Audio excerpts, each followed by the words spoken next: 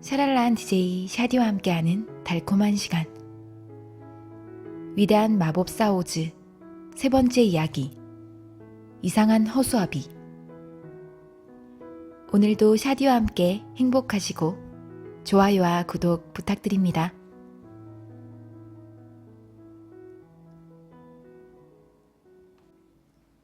혼자 남은 도로시는 갑자기 배가 고프다는 생각이 들었다. 선반으로 달려가 빵을 꺼낸 도로시는 버터를 발라 먹었다. 토토에게도 빵을 조금 떼어준 다음 양철컵을 들고서 맑은 물이 흐르는 작은 시냇가로 내려갔다. 그리고 햇살을 받아 수정처럼 반짝거리는 물을 가득 담았다. 그동안 토토는 나무 위로 펄쩍펄쩍 뛰어오르며 가지에 앉아있는 새들을 향해 신나게 지저대고 있었다. 토토를 잡으려고 가까이 다가간 도로시는 너무나 맛있게 보이는 탐스러운 과일이 나지막한 가지 위에 주렁주렁 달려있는 것을 발견했다. 도로시의 손으로도 충분히 딸 수 있을 만한 높이였다. 훌륭한 아침 식사가 될 것 같았다. 집으로 돌아온 도로시는 토토와 함께 빵과 과일을 배불리 먹었다.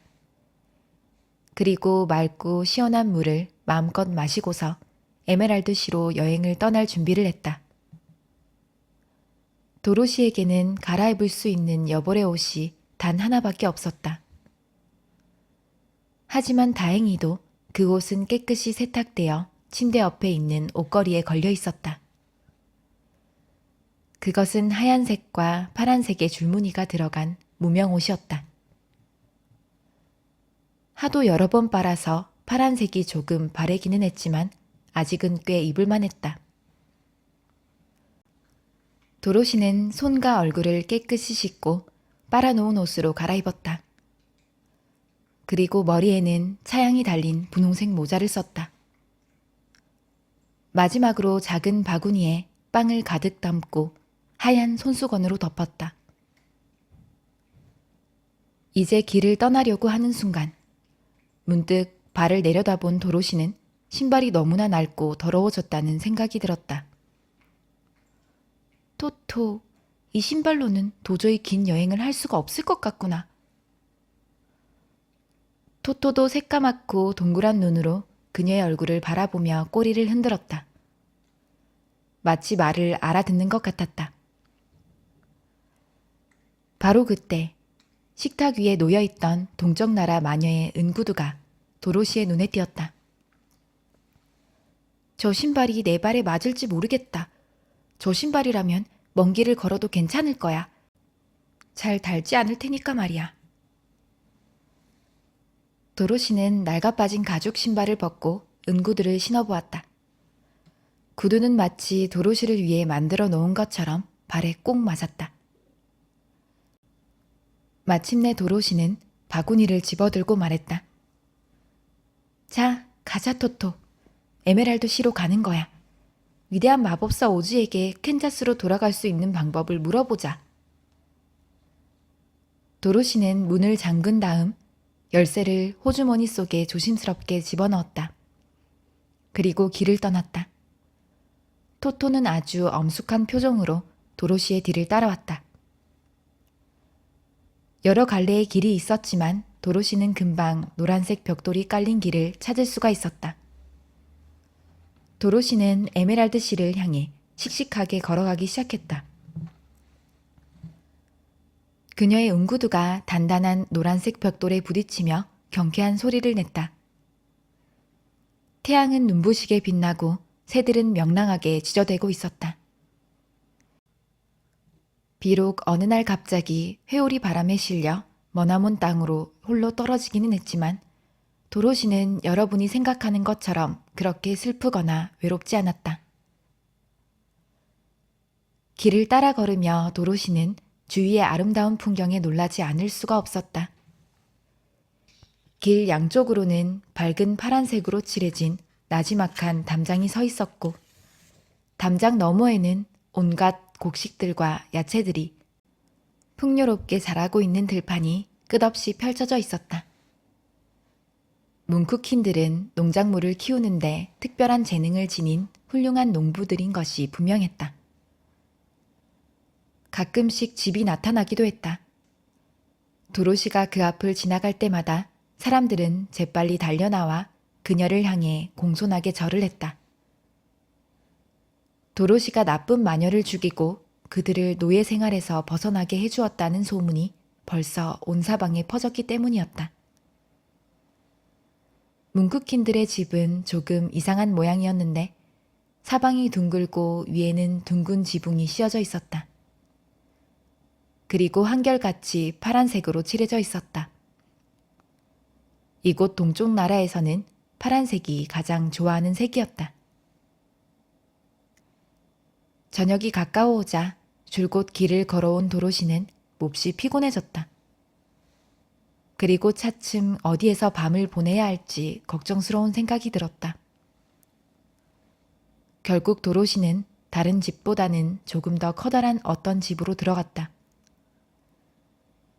집 앞에는 푸른 잔디가 넓게 깔린 마당이 있었는데 수많은 뭉크킨 여자와 남자들이 춤을 추고 있었다. 5명의 자그마한 바이올린 연주자들이 신나게 음악을 연주하고 있었고 사람들은 유쾌한 웃음을 터뜨리며 큰 소리로 노래를 부르기도 했다.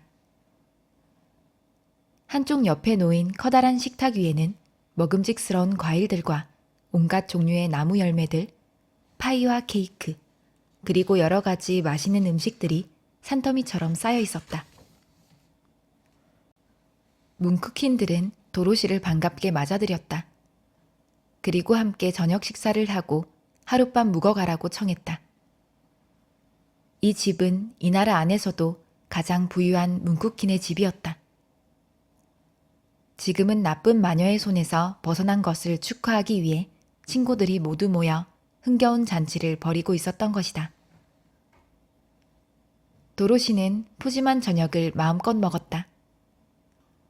이 집의 주인인 부자 뭉크킨이 직접 그의 시중을 들어주었다. 그의 이름은 보크였다. 식사를 마친 도로시는 긴 의자 위에 앉아 춤을 추는 사람들의 모습을 지켜보았다. 보크가 도로시의 은구들을 보고 말했다. 당신은 위대한 마법사가 틀림없군요. 왜 그런 말을 하는 거죠? 도로시는 어리둥절한 표정으로 물었다. 그 나쁜 마녀를 죽이고 마녀의 은구들을 신고 있으니까 말이죠. 게다가 당신이 입은 옷은 하얀색이잖아요. 이곳에서는 오직 마녀와 마법사들만이 하얀색 옷을 입을 수 있답니다.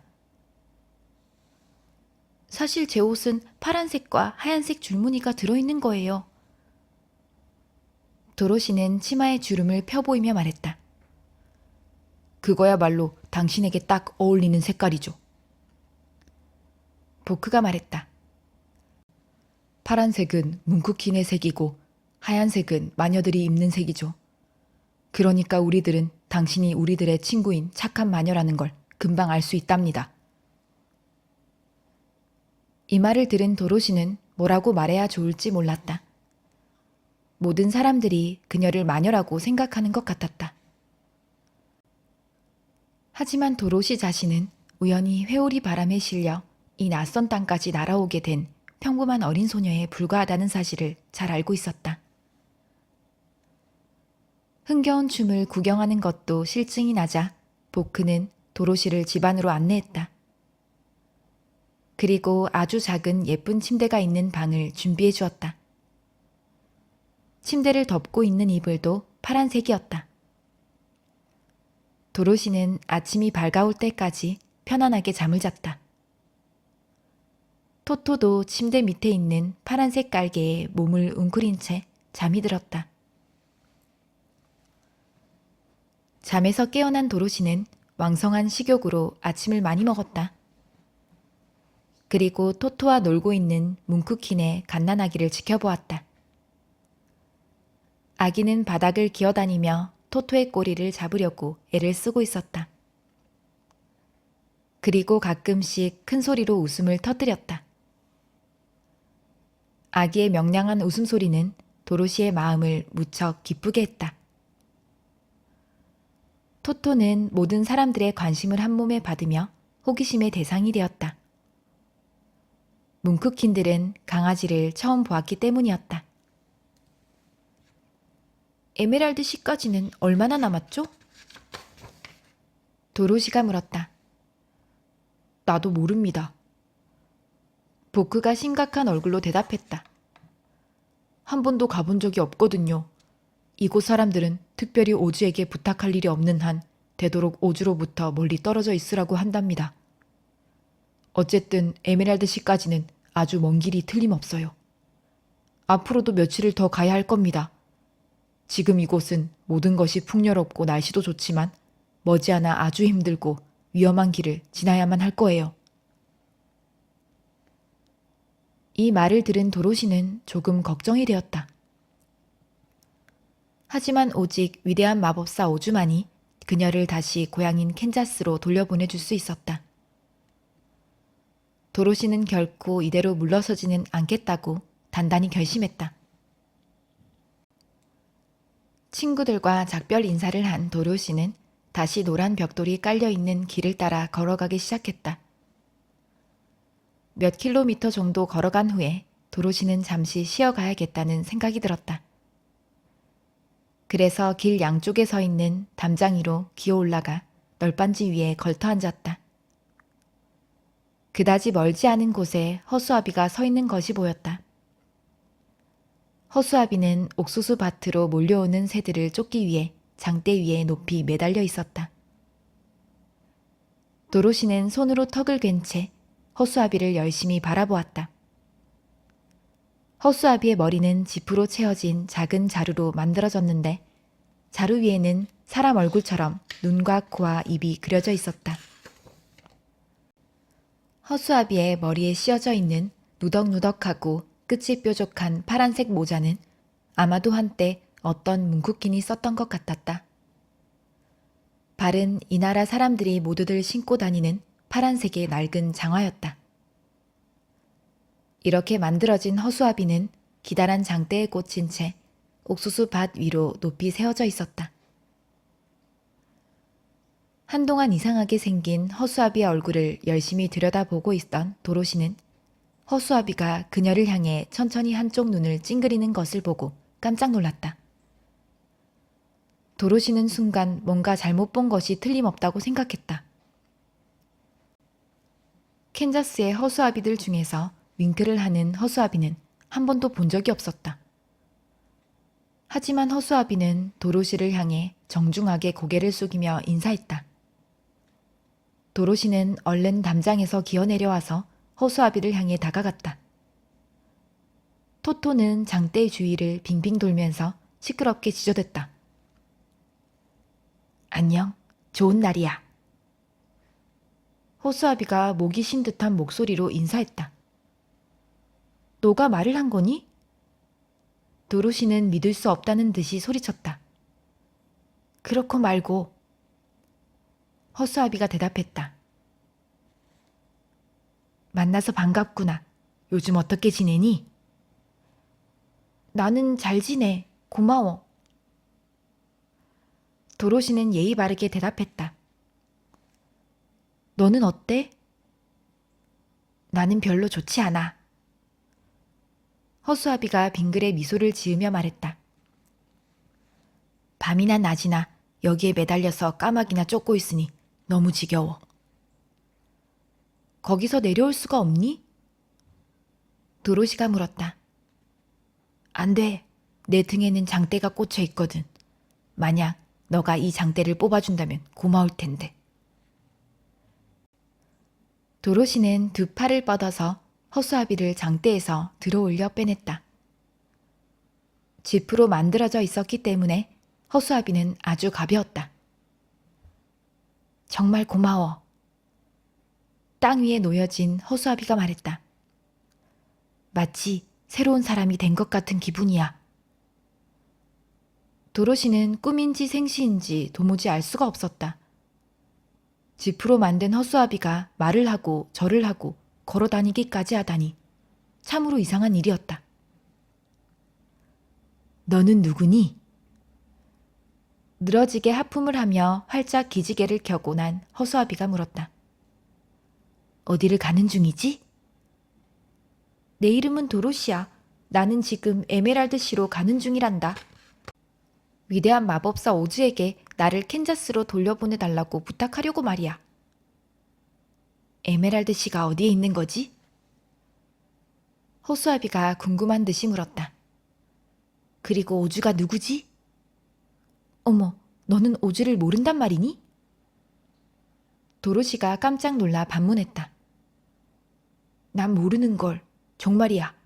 나는 아무것도 아는 게 없어. 이거 보라고. 내 머리는 지프로 만들어졌어.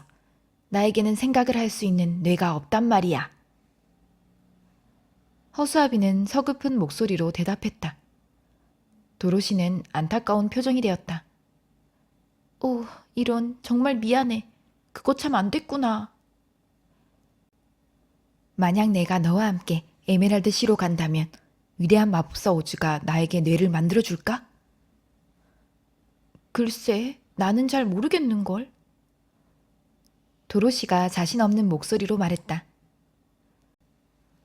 하지만 너가 좋다면 나와 함께 가자. 혹시 오즈 마법사가 너에게 뇌를 만들어주지 못한다고 해도 손해볼 건 없잖아.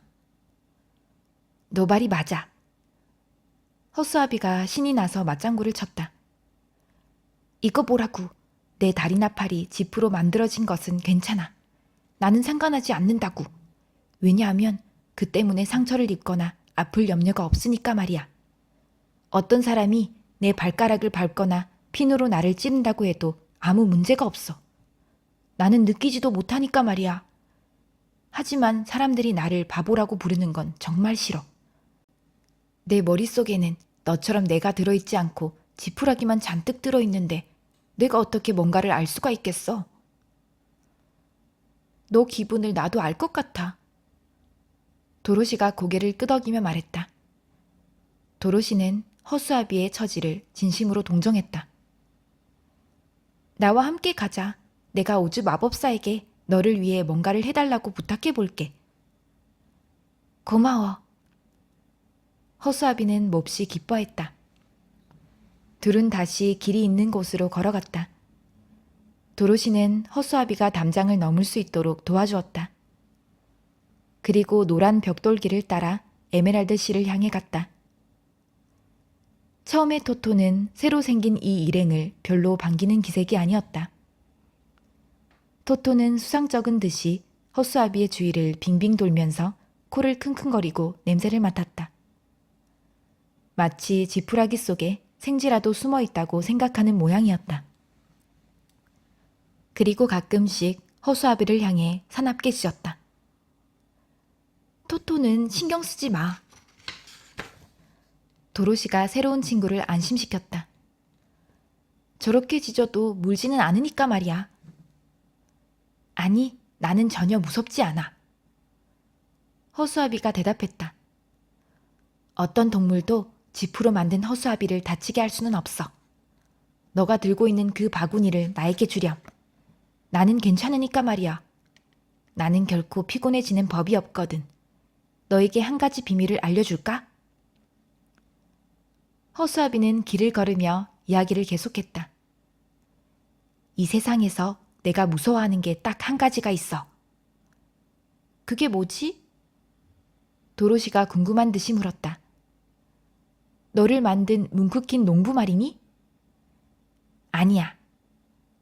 허수아비가 두려운 표정으로 말했다. 그건 바로 성냥이야.